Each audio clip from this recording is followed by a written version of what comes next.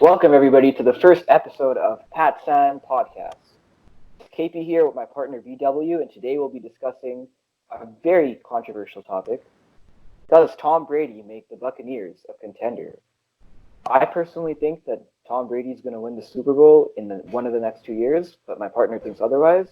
Yeah, there's no way. I don't think they can even make it out of the division. Not even out of the division. Oh my god. Okay. Well, let's get into it. So, personally, I'm going to start VW. I look at their schedule last year, the Buccaneers. You see the first game, they lost to the Saints. That was fine. That was a big. Actually, sorry, they beat the Saints 48-40. It's a big win, and that's with Jameis Winston at quarterback. Let's not forget that. And then they go 2-0. They beat the Philadelphia Eagles the next week, who weren't a great team, but they're decent, mediocre. They made the playoffs as a 6th seed. They lose to the Steelers. They lose to the Bears. But what I'm noticing is, for the most part, these games are fairly close. I mean, every game, other than some outliers, they lost to the Redskins 3-16. They lost to the 49ers 27-9, but that's the 49ers, so I'm not going to comment there. And then they ended up losing 5 straight or 4 straight at the end of the year. But a lot of the games were within 7 points. And that's with Jameis Winston throwing 33 interceptions, 33 interceptions, right? I mean, that's just insane. Because if Jameis Winston's not there and Tom Brady's there, imagine how much better they can be.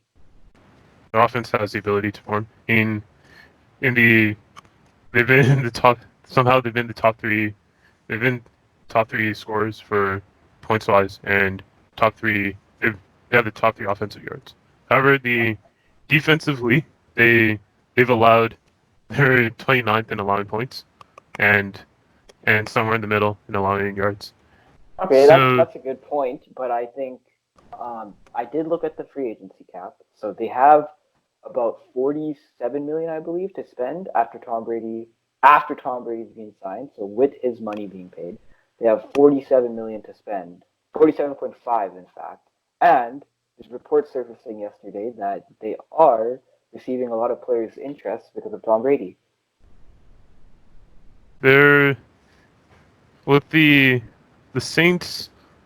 The Saints and the Falcons currently both have those are probably at least 4 games the Bucs are probably going to concede, because knowing that their Saints offense has always been good, and with their addition of Emmanuel Sanders, right? Emmanuel Sanders. That was cheap. That was a really cheap addition, but yeah. That addition should help the Saints significantly, and the Falcons now also have Todd Gurley. Todd Gurley, Sure. as we've seen, always forms. So those are the 2 things to worry about. Also, the Panthers, now their running game is significantly better with Teddy Bridgewater and Christian McCaffrey. Okay, yeah. Those are. I'll give you that. The division is tough, but when you factor in the new CBA with the 7 playoff spots, I think that gives up another chance for Brady now, because 7 is much easier. You don't need to even, in some cases, they don't even need to go 500 to make it as a 7th seed. I mean, you could have 3 or 4 teams making it from one division, ideally, in some sort of case. It's going to be very close, very close at best. Knowing that their division is that good. I mean, just like it's basically a repeat of last year's Rams. The Rams weren't a bad team, and somehow they had a winning season, but yet they still weren't able to make it out to the And playoffs. you're saying that because the Rams were the team that would have made it if there were 7 seeds, right? They would have made it if they were in any other division, yeah. Yeah, that's true. Their division was pretty tough, and I will admit that the NFC South is tough. But the Saints, yeah, I'll give them that. They'll probably win the division. But I don't think Teddy Bridgewater with the Panthers, their defense isn't really amazing either. So I don't think they really give that much of a challenge. And then Atlanta's a really wild animal because you never know what's going to happen there. They fall asleep for like half the year. Yeah. Yeah, those, depending on if they can improve their defense, and it's possible. I can I can see them going pretty far. But Yeah. until then, I don't. Their chances are pretty low. Yeah, Of but even with the Buccaneers defense, I mean, we've seen defenses that aren't amazing turn into decent enough defenses. Like with the Chiefs, their defense was pretty underrated, and now you see the Bucks with Jason Pierre-Paul. They have some interest in the Dominican Sue. Their secondary is probably the weakest joint of their defense, but they do have some nice linebackers. Levante David being one of them, and then on offense, I haven't even dived into that. They have two receivers who led the league in top five in receiving yards for multiple weeks during the year. I don't remember how many exactly, but Chris Godwin and Mike Evans are just complete beasts. And with the yeah, rumors of Antonio Brown coming into the picture possibly and Brandon Cooks showing interest, it just gets better. And then OJ Howard, and they're probably going to get a running back in the draft. okay. I believe that yes, their offense will continue to improve, and if 30 interceptions still keeps them in the top three, their offense can only get better. But they're definitely going to have to sign. They're definitely going to have to improve their defense. They're definitely going to have to sign a new team for the most Yeah, I part. mean the defense isn't amazing, but when you think about it, as good as the Patriots defense had the reputation of, they didn't really show up when needed exactly. So Brady was already going to the playoffs without them, right? Oh, sorry, they were already going to the playoffs. So that was Yeah, I think this was this is one of those things where we're probably just going to have to wait and see. true. But looking at this, I think the South was they were 7-9 last year, and they were tied for second, or they I guess the Falcons had the tiebreaker.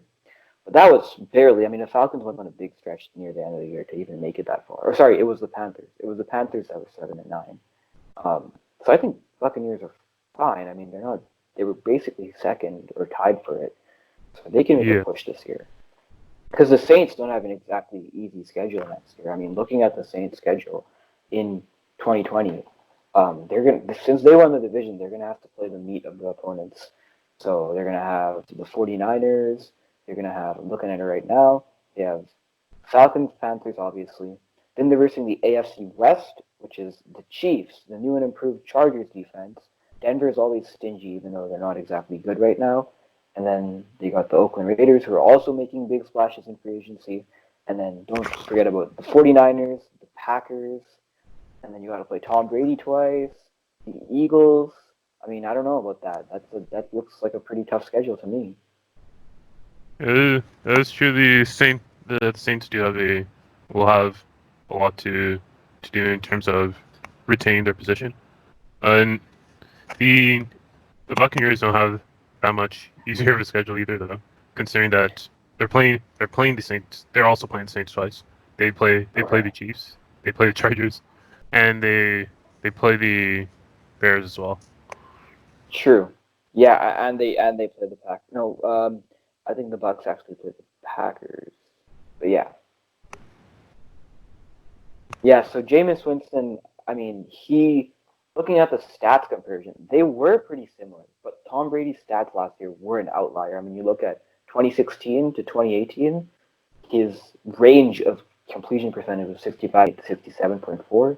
Last year was 60.8 because he had no receivers, no help. Washington Yeah, Edelman got doubled like every game. They had two rookies, Nikhil Harry. I don't even think one of them lasted the whole season. They got placed on IR. And then the rest were just smaller receivers. Now he has two guys that are fairly big, especially Evans, who can yeah. go up and get it. So I'll look for that to make a big difference this year. I hope that Tom Brady can definitely make the most of his his new his new team, given that he has very good receivers. He has in Mike Evans and Chris Godwin. And it'll be until their definitely until their defense improves, which most likely will, but their defense is gonna have to improve significantly to get from that to reduce how many points they allow. Okay, so viewers, we have came to the conclusion that the defense isn't exactly amazing. So BW holds the view that the defense needs to be improved for the Buccaneers to be able to go anywhere, along with the tough division or the tough conference, I guess, the NFC provides. And I'm on the other side where I'm saying, hey, we went 7-9 last year. We got Tom Brady over Jameis Winston now, so we could easily go at least 10-6. Especially being the fact that we lost a lot of our games to one scores. So that's where I reside. So drop your comment below. Who do you think is right, BW or KP? And that's going to be it. We're going to sign off in 3, 2, 1. Catch you later.